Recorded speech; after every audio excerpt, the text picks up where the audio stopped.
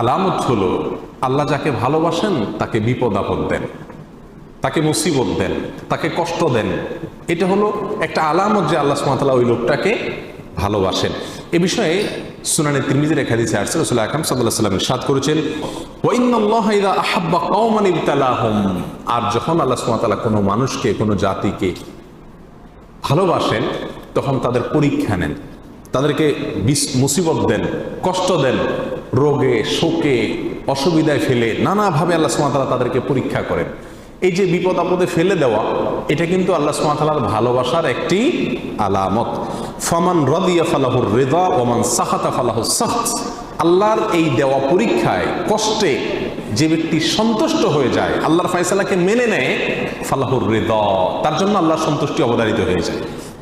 আর যে ব্যক্তি আল্লাহর এই ফয়সালায়, আল্লাহর এই কষ্ট দেওয়ায় সে অসন্তুষ্ট হয়ে যায়, আল্লাহ